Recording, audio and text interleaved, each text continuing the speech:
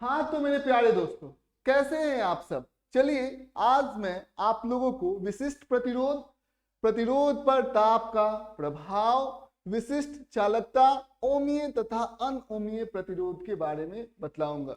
तो सबसे पहले हम लोग आते हैं विशिष्ट प्रतिरोध के ऊपर, जिसको हम लोग रो से इंडिकेट करते हैं। इसको हम लोग रेसिस्टिविटी भी कहते हैं। देखिए हमारे पास एक कंडक्टर है, ठीक है, ये हमारा हो गया एक कंडक्टर यानी कि चालक हो गया। ठीक है, समझ में आ गया। अब इसका एक छोर जो है वो उच्च विभव पर है, तो ये जिसको हम लोगों ने प्लस प्लस प्लस से दर्शा दिया, और ये दूसरा छोर है वो निम्न विभव पर है, जिसको हम लोगों ने माइनस माइनस माइनस से दर्शा दिया। तो सबसे पहले यहाँ पर यदि हम लोग इलेक्ट्रॉन को देखेंगे तो इलेक्ट्रॉन जो है ये क्या करेगा, ये प्लस प्लस उच्च विभव है तो ये क्या करेगा, प्लस प्लस है तो ये इलेक्ट्रॉन क्योंकि एक ऋणात्मक आवेश है तो ये उच्च विभव वाला जो है प्लेट जो है उसको अपनी तरफ खींचेगा। समझ में आ गया। अब ये क्या है, ये निम्न विभव वाला प्लेट है, ठीक है, माइनस माइनस माइनस है तो इलेक्ट्रॉन एक ऋणात्मक आवेश है तो ये इस पर क्या करेगा, प्रतिकर्षण करेगा। ठीक है, तो आप देख सकते हैं इलेक्ट्रॉन का जो गति है वो कुछ इस दिशा के अलोंग है। समझ में आ, इलेक्ट्रॉन कुछ इस दिशा में जा रहा है। समझ में आ।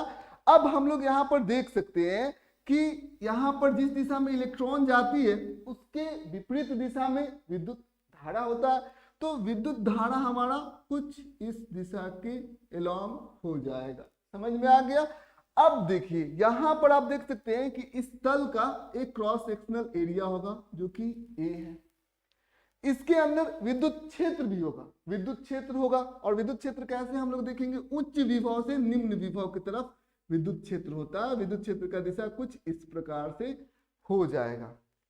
अब जो विद्युत विशिष्ट प्रतिरोध होता है वो होता है इस कंडक्टर के अंदर, इस चालक के अंदर विद्युत क्षेत्र और जो हमारा धारा घनत्व है उसका रेशियो होता है। तो धारा घनत्व कितना है, जे के बराबर है। तो अब यहां पर हम लोग इसको ऐसे लिख सकते हैं, ई भागा भाग में चला जाएगा जे, ठीक है, धारा घनत्व। अब धारा घनत्व जो होता है, जो जे होता है, वो किस प्रकार से होता है। सबसे पहले हम लोग देखते हैं कि इसमें करंट जो है वो कितना प्रवाहित हो रहा है। करंट हो गया, ठीक है, और इसका area of cross sectional area कितना है, इस तल का एरिया जो है वो कितना है। समझ में आ गई। तो आई बटा ए हो जाएगा। तो अब यहाँ पर हम लोग देख सकते हैं ये क्या हो जाएगा, ई डिवाइडेड बाई, भाग लगा देते हैं किससे, जे की जगह पर हम लोग लिख देंगे आई बटा ए। समझ में आ गया आप लोगों को। तो ये कितना हो जाएगा, ये रो बराबर कितना हो जाएगा, जब ये गुना में आएगा, ये गुना में आएगा तो ई गुने, अब ये ए ऊपर चला गया और आई हमारा नीचे चला गया। ठीक है, तो आप रेसिस्टिविटी बराबर क्या लिख सकते हैं, ई ए बटा आई लिख सकते हैं। कोई इसमें सोचने वाली बात ही नहीं है। अब इस चालक की कुछ लंबाई होगी, ठीक है, लंबाई मान लेते हैं एल है। हम लोग क्या कर देते हैं, ऊपर भी एल से गुना कर देते हैं और नीचे भी एल से गुना कर देते हैं, कोई दिक्कत की बात नहीं है। अब एक बात बताइए आप, यदि विद्युत क्षेत्र में, यदि हम एक काम करते हैं, विद्युत क्षेत्र में हम लोग क्या कर देते हैं, इस लंबाई को यदि गुना कर देते हैं तो छोर के अंदर जो वैद्युत विभव होगा, वैद्युत विभव का अंतर जो होगा वो हमें निकल जाएगा। यानी वैद्युत क्षेत्र यहाँ पर क्या होगा, नियतांक होगा, और उसमें यदि इसके लंबाई से गुना कर देते हैं तो इस छोर का और इस छोर का जो वैद्युत विभव का अंतर होगा वो हमें निकल जाएगा। मान लेते हैं इस छोर का जो वैद्युत विभव है वो VA है, इस छोर का वैद्युत विभव जो है वो VB है। ठीक है, तो यहाँ पर जो वैद्युत विभव आएगा V बराबर E गुने L लिख सकते हैं। यहाँ पर क्या हो जाएगा, ये VA घटाव VB। ठीक है, समझ में, ये चीजें आपको ध्यान से समझना होगा। तो सबसे पहले यहाँ पर E गुने L की जगह पर हम लोग क्या लिख सकते हैं, देखिए E गुने L गुने A I गुने L। अब E गुने L क्या हो जाएगा, E गुने L हो जाएगा हमारा V, तो ये हमारा हो जाएगा, इसकी जगह पर हम लोग क्या लिख देंगे भाग, ये V हो जाएगा, VA, ठीक है, बटा IL हो जाएगा। ठीक है, हमको पता है कि ये चालक के छोर पर जो वैद्युत विभव का अंतर है वो V के बराबर है, और V हम लोगों को पहले से पता है, V बराबर क्या होता है, I गुने R हो जाता है। ठीक है, तो यहाँ पर जो V है, V की जगह पर हम लोग क्या लिख सकते हैं, आई गुने आर ए बटा आई एल, ये लिख सकते हैं हम लोग। आई से आई कट जाएगा तो यहाँ पर रो बराबर कितना हो जाएगा, रो बराबर हो जाएगा आर ए बटा एल हो जाएगा, कोई दिक्कत की बात नहीं है। अब इसको हम लोग आगे करते हैं, ये एल जो है वो भाग में इधर गया तो ये गुना में हो जाएगा, तो क्या हो जाएगा रो एल बराबर कितना हो जाएगा आर गुने ए हो जाएगा। तो आर बराबर कितना हो जाएगा, आर बराबर हो जाएगा रो एल बटा हमारा ए हो जाएगा, यही हमारा क्या हो जाएगा प्रतिरोध का सूत्र हो जाएगा, आर बराबर रो एल बटा ए हो जाएगा। समझ में आ जाए। और विशिष्ट प्रतिरोध का जो सूत्र होगा वो कुछ इस प्रकार से हो जाएगा। हमें पता है कि प्रतिरोध का जो एसआई मात्रक होता है वो ओम होता है, तो यहाँ पर रेसिस्टिविटी का यदि एसआई मात्रक के बारे में बात करेंगे तो ये आर है तो ओम हो जाएगा, ठीक है। और यहाँ पर एरिया है तो एरिया की जगह पर क्या हो जाएगा मीटर स्क्वायर, ठीक है। और बटा ले लंबाई है तो ये क्या हो जाएगा मीटर हो जाएगा। तो हम लोग यहाँ पर लिख सकते हैं, क्या लिखेंगे, रो का यानी कि विशिष्ट प्रतिरोध का एसआई मात्रक, एसआई मात्रक क्या हो जाएगा हमारा ओम मीटर हो जाएगा, ओम मीटर है, कोई दिक्कत की बात नहीं है। दूसरा रेसिस्टिविटी यानी कि विशिष्ट प्रतिरोध, यहाँ पर हम लिख सकते हैं, इसका जो डिफिनीशन होगा वो ये हो जाएगा विशिष्ट प्रतिरोध, विशिष्ट प्रतिरोध, प्रतिरोध वैद्युत क्षेत्र, वैद्युत क्षेत्र और धारा घनत्व, धारा घनत्व के अनुपात के बराबर है, के अनुपात के बराबर है, अनुपात के बराबर है, ठीक है। इसको हम लोग कर सकते हैं, ठीक है। समझ में आ गई, ये बात आपको ध्यान से समझना होगा। तो अब हम लोग इसे मिटाते हैं।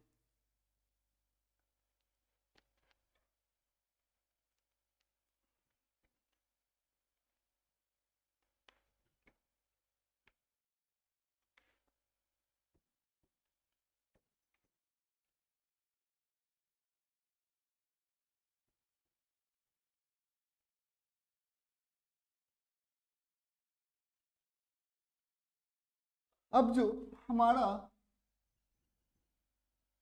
दूसरा टॉपिक होगा वो होगा प्रतिरोध पर ताप का प्रभाव, यानी कि ताप का प्रभाव क्या हो, ताप का प्रभाव, ठीक है, प्रभाव।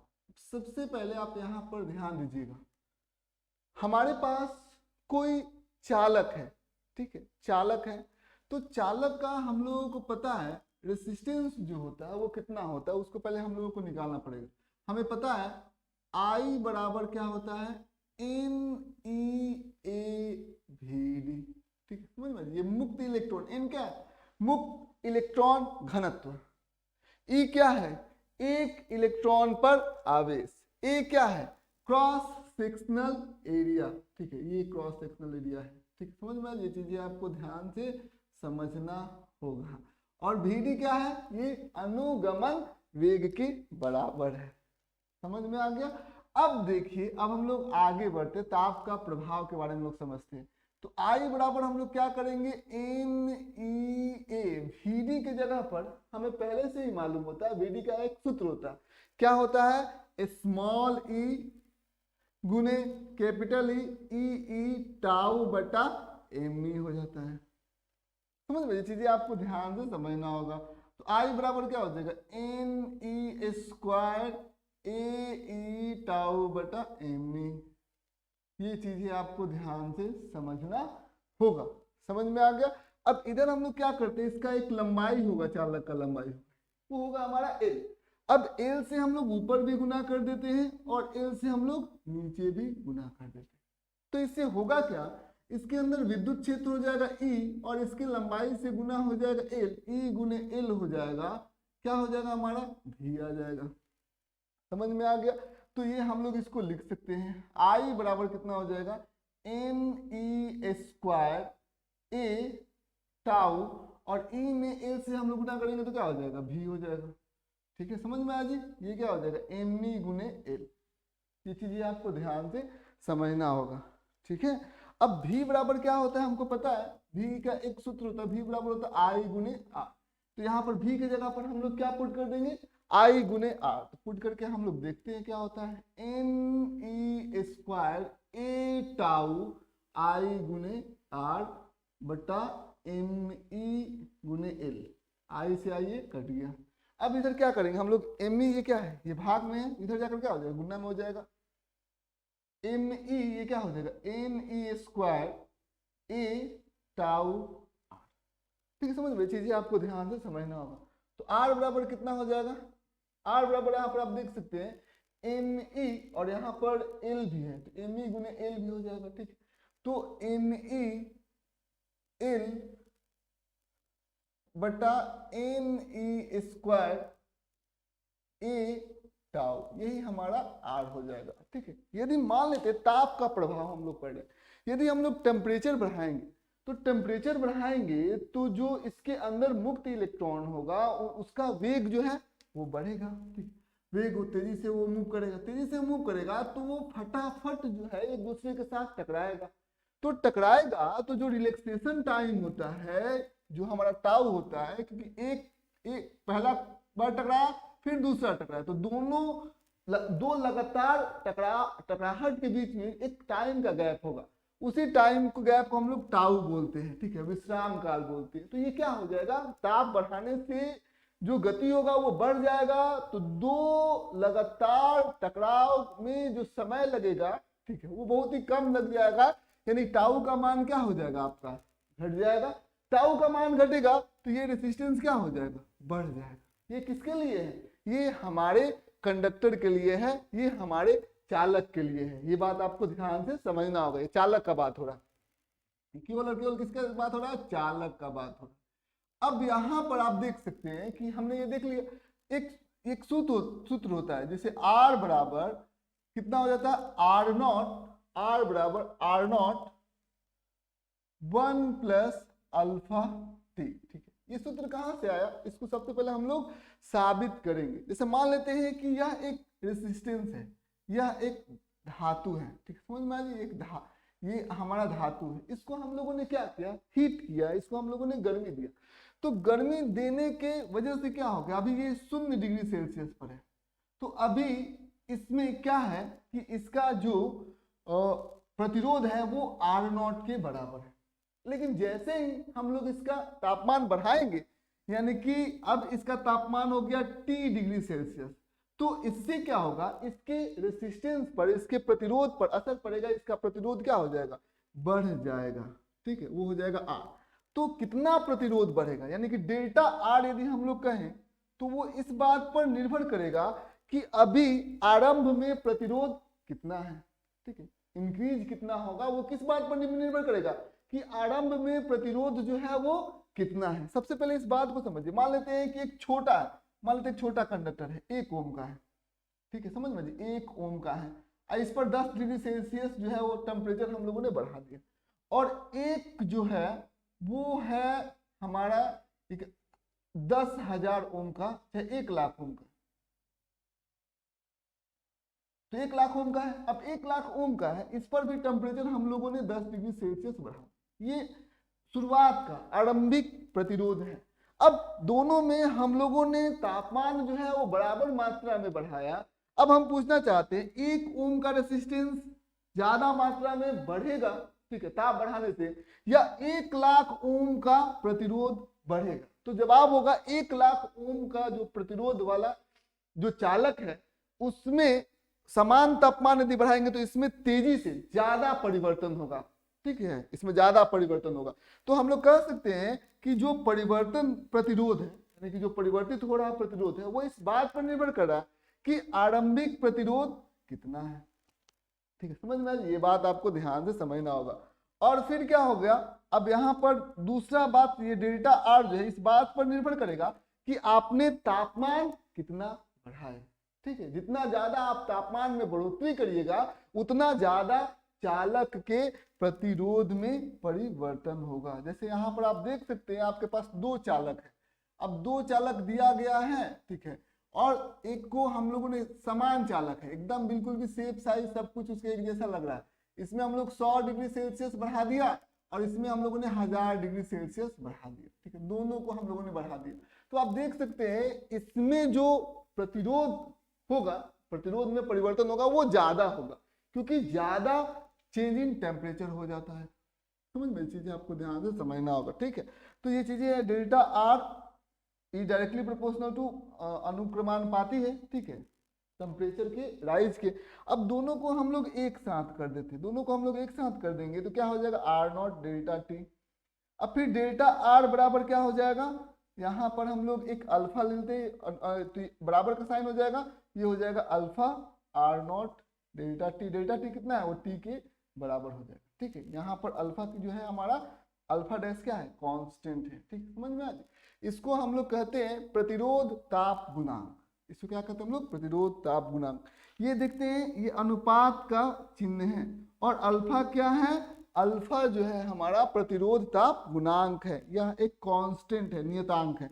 अब यहाँ पर आर डेल्टा आर का मतलब क्या हो जाएगा, आर में से हम लोग क्या घटा देंगे, आर नॉट को घटा देंगे, तो कितना हो जाएगा आर नॉट अल्फा टी, ठीक है। इसको इधर लेके आएंगे तो आर बराबर कितना हो जाएगा, R naught alpha T plus R naught. तो आर नॉट को हम लोग बाहर निकाल लेते हैं, तो बाहर निकाल दिया आर नॉट को तो कितना आ जाएगा 1 प्लस अल्फा टी आ जाएगा। देखिए यही हमारा सूत्र आ गया, अल्फा डैश टी आ जाएगा, ठीक है, समझ में आ गया।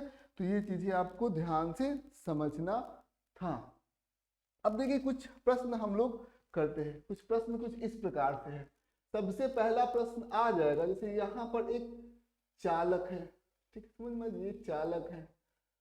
अब इस चालक का 0 डिग्री सेल्सियस पर, 0 डिग्री सेल्सियस पर जो प्रतिरोध है वो 10 ओम के बराबर है और 100 डिग्री सेल्सियस पर जो प्रतिरोध है वो 11 ओम के बराबर है, समझ में। ये चीजें आपको ध्यान से समझना होगा। अब आपको ये पूछा जा रहा है कि इसमें आपको अल्फा का मान निकालना है, यानी कि प्रतिरोध ताप गुणांक को आपको निकालना है। तो कैसे आप इसको कैलकुलेट करेंगे, तो सबसे पहले अल्फा को हम लोग कैलकुलेट करना चाहते हैं। तो अल्फा हम लोगों को एक सूत्र पता है, आर बराबर R naught 1 plus alpha T, समझ में, यही होता है। अब ये आर नोट क्या है, आर नोट जो है वो 0 डिग्री सेल्सियस पर प्रतिरोध यानी कि 10 ओम के बराबर है, ठीक है। 1 प्लस अल्फा, ठीक है, अल्फा क्या हो जाएगा, अल्फा अल्फा कितना, अल्फा हम लोगों को नहीं पता है, तो 1 प्लस अल्फा हम लोगों को नहीं पता है। डेल्टा टी कितना हो जाएगा 100 डिग्री सेल्सियस, 100 डिग्री सेल्सियस हो जाएगा, ठीक, समझ में। ये चीजें आपको ध्यान से समझना होगा। तो ये हो जाएगा हमारा आर। अब ये आर के बराबर हो जाएगा, तो आर हम लोग इसको निकालना चाहते हैं, आर कितना दिया हम लोग को 100 डिग्री सेल्सियस पर 11 ओम दिया है, तो यहाँ पर हम लोग 11 भी लिख सकते हैं। तो इसको हम लोग भाग लगाएंगे, 1 प्लस 100 अल्फा, ठीक, समझ में, चीजें आपको ध्यान समझना होगा। 1 प्लस 100 अल्फा, इसको घटाएंगे तो 1 ये 0.1 हो जाएगा, ठीक है, समझ में, इज इक्वल टू 100 अल्फा। तो अल्फा बराबर कितना हो जाएगा 0.1 बटा 100, ये डिग्री सेल्सियस पर इनवर्स हो जाएगा, समझ में। ये चीजें आपको ध्यान से समझना होगा। यहाँ पर हम लोग अल्फा का वैल्यू हम लोगों ने कैलकुलेट कर लिया। सबसे पहले हम लोग इसे मिटाते हैं।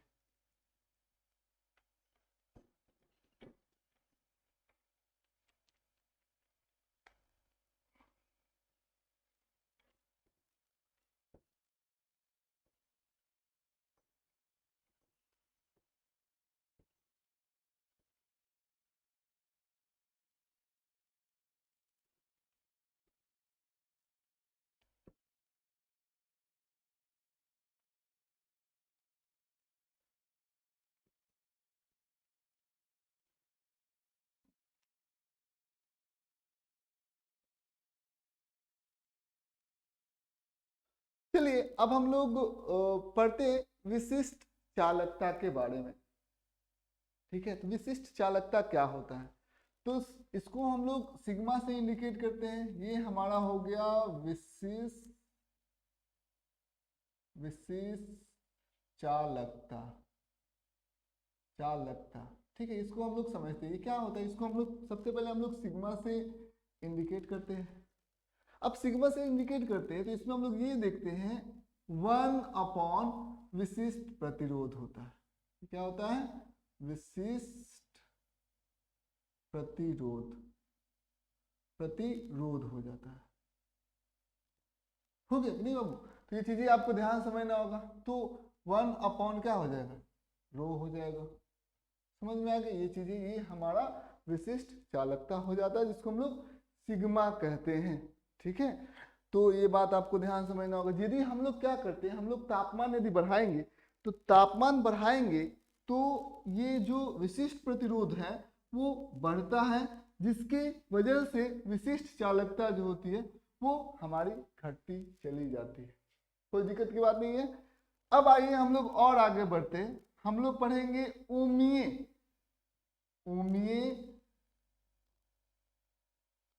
प्रतिरोध के बारे में। तो ओमीय प्रतिरोध क्या होता है, ओमीय प्रतिरोध, तो ओमीय प्रतिरोध मतलब आप इस चीज को समझिए, ओमीय तथा अनओमीय चालक।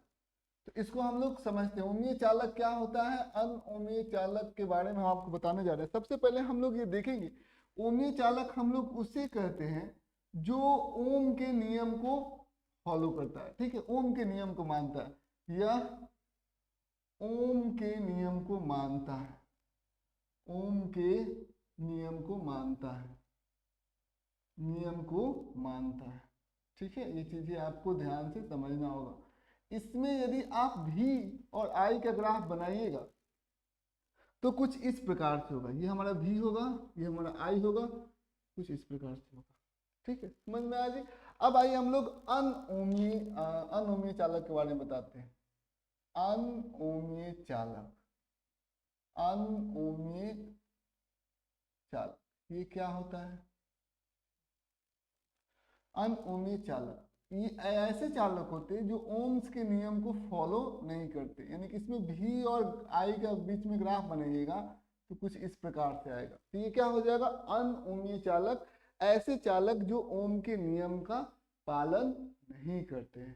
ठीक है, जिनका भी और आई के ग्राफ बनाने के बाद हमें एक सरल रेखा नहीं मिलती है। उम्मीद करते होंगे आज का क्लास इंफॉर्मेटिव रहा होगा। आज इतना।